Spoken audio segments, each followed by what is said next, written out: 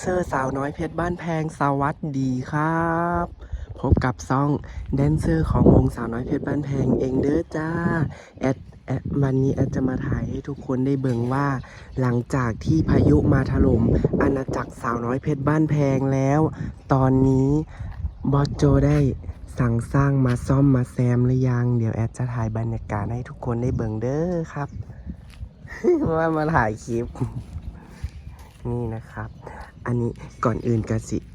รีวิวบ้านบอสโจก่อนเด้อนี่อันนี้ก็เป็นบ้านบอสโจตอนนี้เราก็อยู่ในเราพักผ่อนอยู่มั้งเพราะว่าตอนแรงเราสิเดินทางไปงานที่จังหวัดกาฬสินธุ์อำเภอยางตลาดนะจ๊ะบ้านบอสโจเรามีรถหลายคันนี้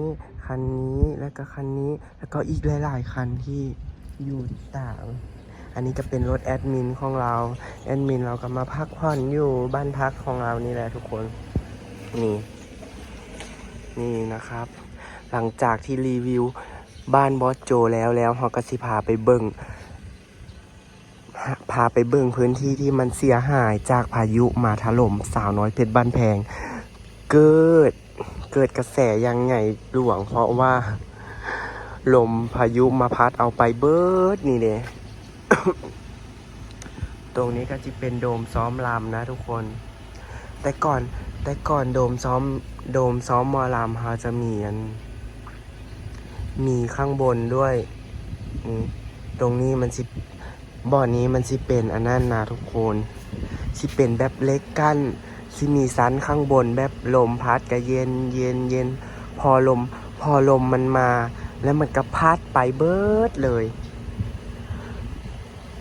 พัดข้างบนมันหลังคาอีหยังก็บ่เหลือจ้าอย่างเพราะว่าลมมันเอาไปเบิด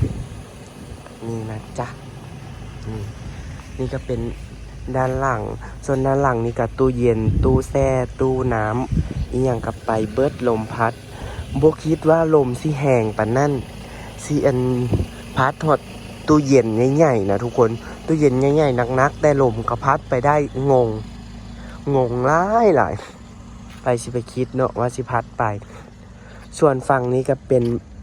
บ้านที่ก่อตั้งใหม่แล้วเนาะมันเป็นห้องพระห้องอีหยังของบอสเพิ่นก็บ่รู้จักแต่ส่งเหมือนเอาไปคาเฟ่นะทุกคนฟีลแบบคาเฟ่หลังนี้นะอันนี้ก็เป็นองค์พระพิฆเนศสาธุขอให้คนดูคลิปของลูกสุขสบายเงินทองไหลมาเทมาสุขภาพแข็งแรงเดินทางไปใส่มาใส่กะปลอดภัยเด้อสาธุขอให้ครอบครัวของลูกนำนี่อันนี้ก็เป็นต้นมะม่วงต้นบ่สูงแต่มากหลายก็มีแดนเซอร์มาเอาไปกินนั่นแหละ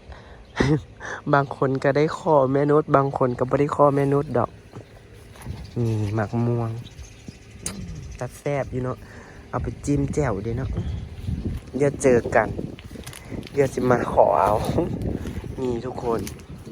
ต้นน้อยๆเดี๋ยวอะไรสังเกตเบิ่งอันหอยที่คนเอามะม่วงไปกินแล้วปกติมันก็จะมีมากแล้วอยู่นี้แต่คนมาปิดเอาแล้วเนาะไปกันต่อที่อันห้องแดนเซอร์ห้องเฮาเนาะนี่ไปเบิร์ดแถวนี้อัน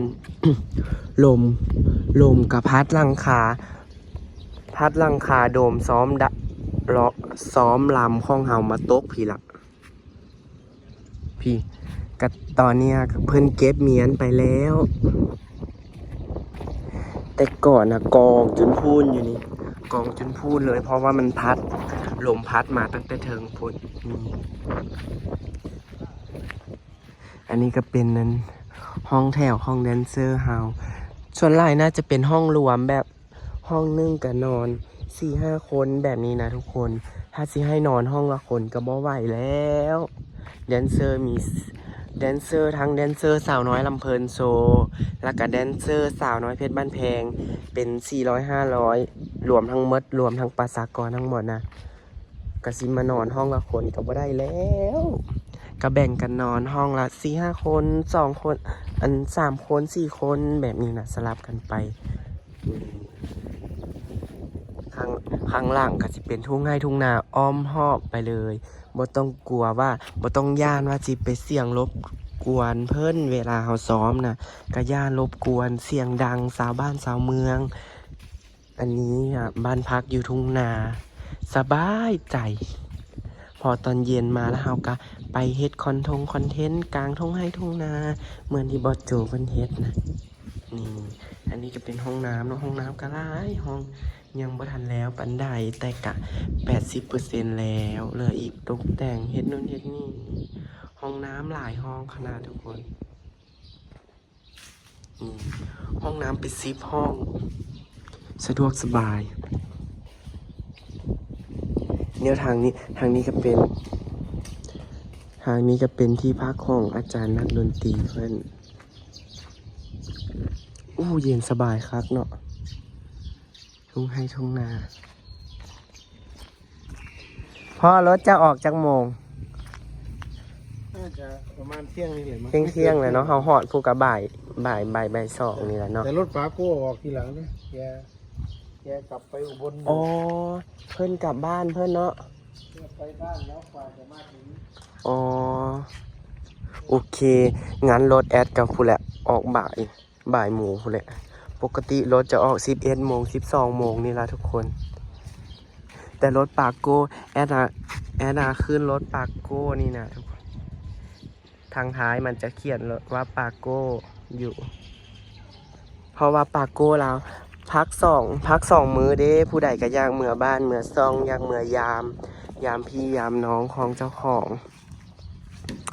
บางคนอยู่ใกล้กับกลับบ้านขอกลับบ้านเพราะว่าสาวน้อยเพชรบ้านแพงเกือบบ่ว่างเลยในย้อนมีวันว่างให้พวกเราได้พักผ่อนคันบ่มีวันว่างก็บ่ได้เข้าบ้านพักบ่ได้เข้ามาเบิ่งสถานการณ์ว่าเป็นจังได๋และเพราะว่ามีแต่ออกงานไปเรื่อยๆถ้าพักมื้อเดียวกับไก่บ้านพักก็บ่ได้เข้าบ้านพักเพราะว่าไปงานเลยบางวันก็ถ้าพักมื้อเดียวก็ส่วนมากสิบ่ได้ค่อยได้พักดอกเพราะว่าออกงานตลอด ขอบคุณบอสโจหลายๆก่อนอื่นก็ขอบคุณพ่อโจแม่นุชที่หางานให้พวกเราทำงานหาเงินในมีที่อยู่ที่กินเลี้ยงปากเลี้ยงท้องเลี้ยงพ่อแม่ไอ้น้องผู้อยู่ทางบ้านของพวกเราขอบคุณหลายๆเด้อจ้ะแล้วก็ขอบคุณทุกคนที่เข้ามาเบิ่งคลิปนี้เดี๋ยวคลิปหน้าแอดจะพาไปเบิ่งน้องๆแดนเซอร์พี่ๆแดนเซอร์ที่ร่วมเดินสายไปกับพวกเราบางคนก็ออกกลางฤดูบางคนก็อยู่บ่ฮอดฤดูบางคนก็เพิ่งมาแบบนี้นะทุกคนวงการนี้เนาะวงการแดนเซอร์สลับปรับเปลี่ยนกันไปสลับปรับเปลี่ยนกันมา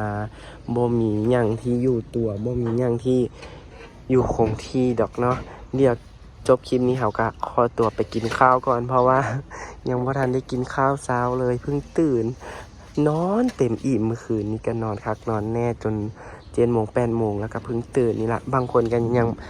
ก็ตื่นเที่ยงผลใดกระเจ้ากันยังบ่ทันตื่นบ๊ายบาย